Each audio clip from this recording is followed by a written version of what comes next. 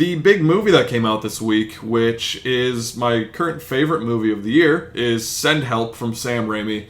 Really excited for this one, to see him do an original movie. It's been a little while after Multiverse of Madness and Oz the Great and Powerful, a lot of franchisey type things. He returns to an original story here, kind of more in the horror roots a little bit, and it's about Rachel McAdams and Dylan O'Brien. Dylan O'Brien is her boss that comes in, and he's just the smarmy douchebag, like frat bro son taking over his dad's company, whatever. He plays it so good in this movie. He does, and there's times where I'm like, you're kind of endearing, and then the next sentence, I'm like, oh, actually, you are a douchebag. Like, you're the worst person ever. I love his laugh in this movie. Oh, yes. It's fantastic. Rachel McAdams is also fantastic. She's kind of the nerdy, like, kind of frumpy girl at work that is into, like, Survivor and all these survival books, has a bird, and everybody makes fun of her. She would be looked at as, like, the cat lady in any office, but she's just, like, has a bird and likes Survivor. She's just nerdy, kind of, and doesn't get social cues. Kind of awkward, I think she plays it really well, too, where, like, you understand why she's nerdy. She has, like, food on her lips and when she's talking to people. But she's also, like, very sweet, and you're like, this is sad. You deserve to succeed. Like, you're a good person. Like, you're good at she's good at her job here, like, good with numbers, so they keep her around and everything. And she's up for this promotion, and she doesn't get it. And so they go on the plane crashes on an island, and it's just her and Dylan O'Brien that survive. And the tables turned as far as the power dynamics, the food chain, so to speak. And I just adored this movie. I think mainly because once you kind of get past the initial, like, build up to the plane crash and then kind of their initial dynamic on the island, like, I didn't know where this movie was going. I didn't know where it was going to end, which was really exciting in a movie. I'm like, I don't know what's going to happen. Like, I don't know who's going to live, who's going to die. Mm-hmm. And seeing Rachel McAdams just kind of, like, take control on the island and be like, all right, I'm building a shelter, I'm getting water, here's food, I'm going to kill a boar. Like, all this shit, and Dylan O'Brien's like, fuck you, I don't need help. I'm going to lay here. I'm going to limp around the sand all day. And then he's like, fuck, I actually kind of need her help here. She's like, good at this damn shit. It. It was so much fun. I don't, like, maybe chemistry, I guess, isn't the right word, but their performances together, I thought, was just so much fun to watch. You get all the Sam Raimi-isms that you would hope for. Quick zoom-ins, Dutch angles here and there. Some wonky effects, but only Sam Raimi can pull off, and you're like, it's kind of endearing in a way, especially with the boar.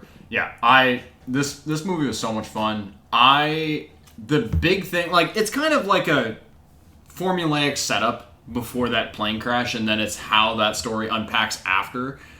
I will say that plane crashing sequence was one of my favorite parts of the movie, just because it is one locked off shot of one side of the plane, somewhat from Rachel McAdams' kind of perspective or from her side of things, and seeing just the entire wall paneling just peel off. And I was like, that's horrifying. Mm-hmm. And the crash, the way they end up on land, I really liked how it was all handled. And I like that immediate juxtaposition of, like, you didn't take value in me in the office, but now I'm going to prove that I'm a necessity on land. Like, you cannot survive without me.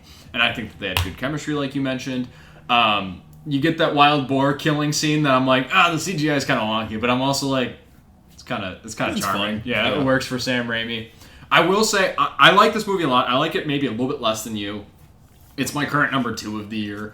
Of the 4 horror movies I've seen in 2026, which I'm happy that in a month into 2026, my 4 movies that I saw in theaters were all horror movies. That's crazy. And they've all been relatively good. But I think that there are some moments where they foreshadow things to come, where they tip the hat of like, oh, that part of Island's all poisonous. And I'm like, okay, so what's actually going on over there? And I like the way that they kind of invert the rescue story and the desire to get rescued, and just let you kind of marinate in the world of Rachel McAdams' character of just like, I'm thriving here. Mm-hmm. I'm in charge here, and now I have power. And I liked it. With kind of Sam Raimi's obvious skill set, you're going to get some good horrors. Obviously, you mentioned like the Dutch angles, like the very specific camera techniques to where you're like, oh yeah, this is Sam Raimi. Mm-hmm. The violence, when it happens, which it's not like very consistently violent, but the sporadic violence, especially towards the third act, I was like, fuck that! Oh my god! Just the most squirming shit. Like, I brought my wife to this. She was actually really excited about this, which was endearing and really exciting. She doesn't do the secondhand embarrassment of characters, or like the cringy shit of like when Rachel McAdams says like the tuna fish on her face, and you get that extreme close up on Dylan O'Brien's eyes of just like definitely staring at it, like yeah, okay. Okay, yeah. She was just like, oh god. But then you get some of the violence that happens in the latter parts of this movie, and she was just, her and I both are just like, oh god, no. So what a fun time at the theaters. And how many Sam Raimi films have you seen in theaters? Because the last one I can think of was Spider-Man 3 in 2007. I think that was the last thing of Sam Raimi's I saw in theaters. Well, Multiverse of Madness. Fuck, I forgot that he did that. Yeah, that's true. So that and this one are the two that I've seen in theaters. Yeah, I thought this movie blended tones really well. Like, it's really funny in parts, too. Oh, yeah. There's a really sweet scene between the two of them when they get drunk, and they're just kind of, like, opening up about their life. Yeah. And, like, their relationships, and, like, talking about their parents and all this stuff. And, like, even though Dylan O'Brien's, like, a shitty dude throughout the movie, you get little glimpses throughout where you're like, oh, I get why you are the way you are. And, like, it doesn't excuse your behavior, but it's also just like a nice little scene between them.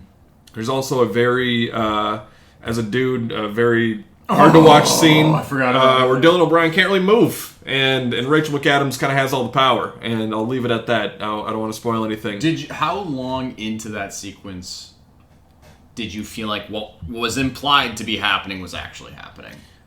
Probably like halfway through. Yeah. Okay. Yeah. I was like, I don't think it makes sense for you to really go in full bore on this and just cutting in. And then the way it was revealed, I was like, it's even scarier knowing how much of an upper hand she has, how conniving and how intelligent she is and in charge of every situation she's put into. It's like, oh my god, like, it would have been horrific if this actually was happening to Dylan O'Brien, but it's also equally as scary knowing that this woman was able to manipulate this man's mind. And so easily doing so. It's just, oh my god. Yeah, and I really did love kind of what you brought up of how Rachel McAdams feels at home on the island, and she's like, this is my place. You're like, we have everything we need. Food, water. It's like, we're good She here. kind of jokingly is like, we should never leave. Yeah. And it's like, you mean What if we didn't get rescued? What if we stay? What if I didn't tell you if there was maybe a boat on that the circled horizon? a couple of times. Yeah. What about that? And so I love that aspect of it. I love their kind of relationship in the movie. I love how the movie ends as well. I think it's just like a perfect ending for this. I was like, yeah, nice. Like this is sweet. So I don't really have any notes for this movie. I think it's a great combination of everything Sam Raimi's done well in his career, kind of in one movie. It's so enjoyable. I think it's really well paced. It has funny moments. It's brutal. It's gory at times. It's got some good drama in there.